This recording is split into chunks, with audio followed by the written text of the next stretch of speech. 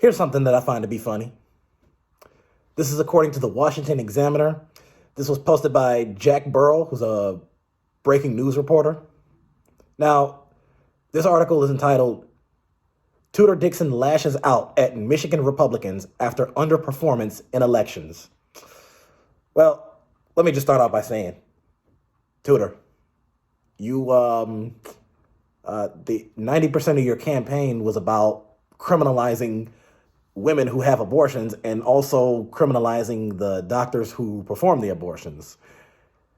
I'll tell you right now, that doesn't fly in Michigan for the most part. You might can get away with that in a place like Louisiana or Mississippi or some deep South, deep red state. We got too much blue here in Michigan for that. That doesn't work here. And I tell people, I don't even know if she realized her numbers were fluctuating in the polls. Like in the beginning, her percentage points were only in the 20s. And then the numbers got better and better over time. She was in 30s, 40s. She was almost tied with Whitmer at a point. At one point, I think she actually was tied for a brief second. And the sad part is, I don't really know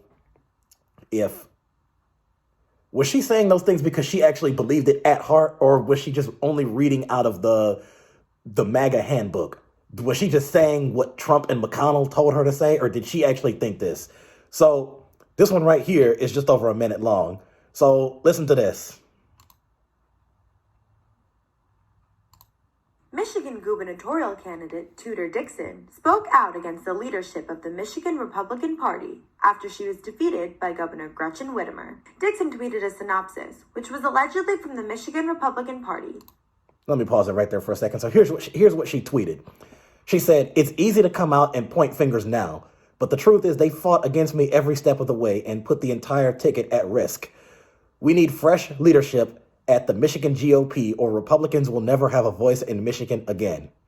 Well, you know what? So first of all, I don't know what she means when and by the way, to be fair, because I don't really follow any Republican sources, or I don't talk to Republican officials, or I don't really know exactly what goes on with the Michigan Republicans in terms of like keeping up with them. I don't talk to any of their organizers or activists.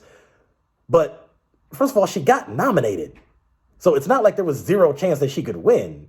So I don't know what she means when she says they fought against her every step of the way. They were promoting the stuff that she was saying. So, and then she says, we need fresh leadership at the Michigan, or Republicans will never have a voice in Michigan again. You guys have had a voice for a pretty long time. I don't know what you mean by that.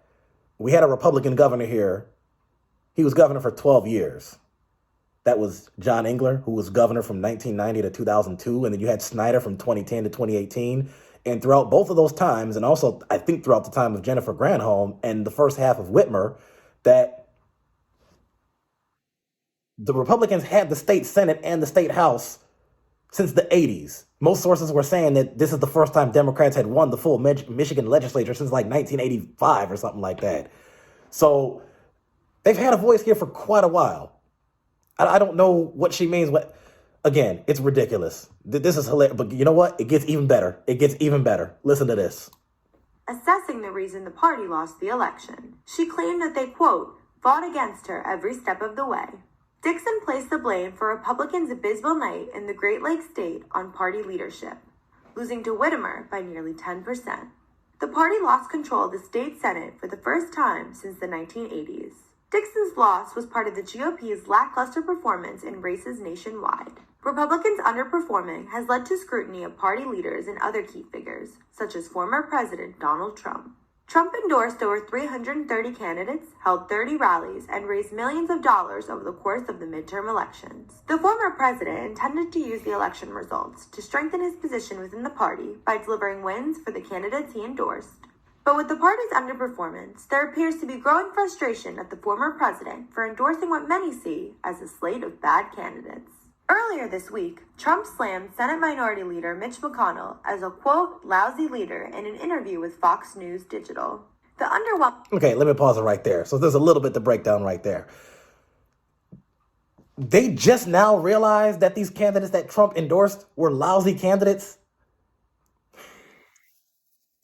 There's a reason why most of these people lost. Now, to be fair, I know people, I said most. Because let's fair, there are some that won in some areas. You had J.D. Vance win Ohio.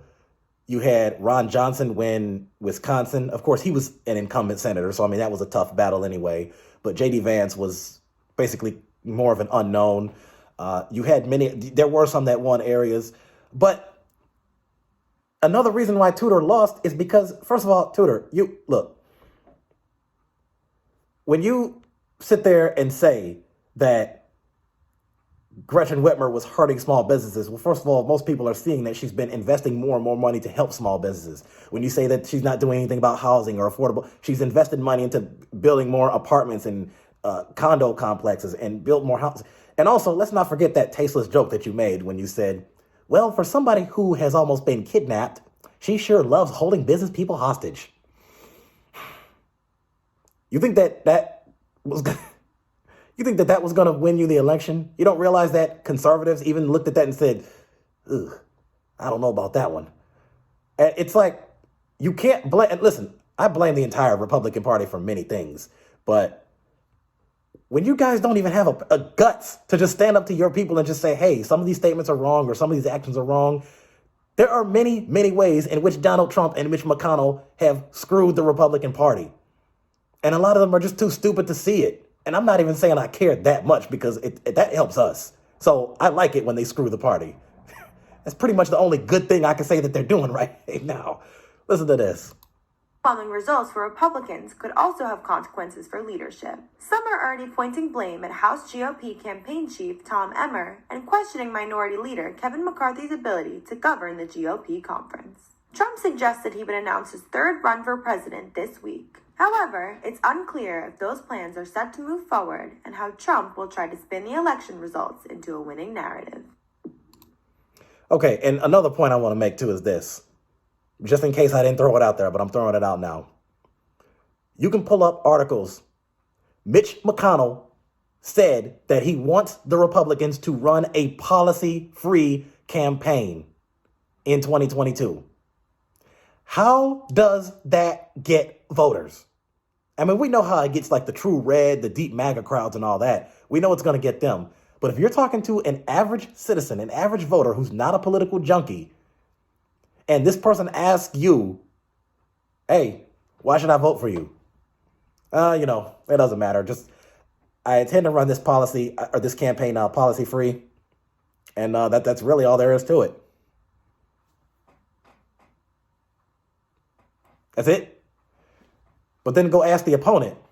Hey, well, listen, I'm trying to help expand access to, so you can get health care, and I'm trying to advocate for you to get an education. You can go to community college for free or go to trade school for free. Hey, I want to raise your minimum wage. Hey, we're considering more stimulus checks. Things like that. They look at that person and say, well, at least they said some things that sounded good. This other person said that he doesn't even want to talk policy.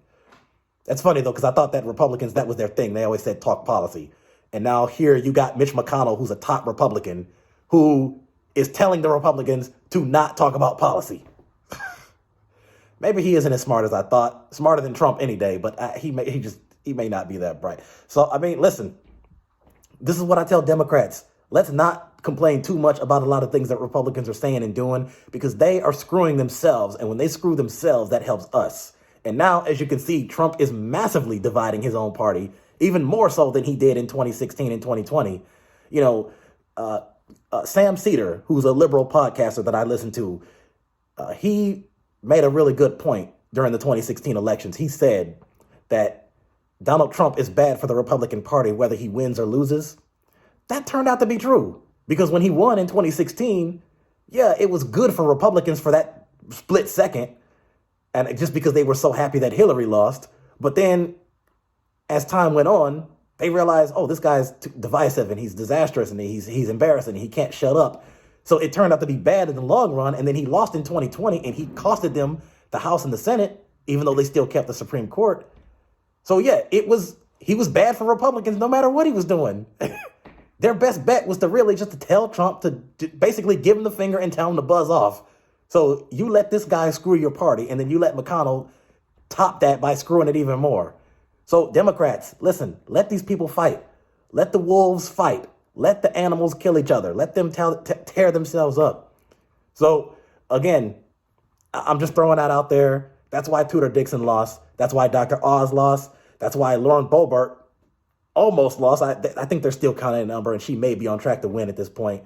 But she was definitely worried at a point, which made me feel good for a split second. But all these other people, Blake Masters, the guy who ran for governor in Pennsylvania, the Republican guy out there who lost to Josh Shapiro, that's why they lost. So Republicans are killing each other, and I'm loving it.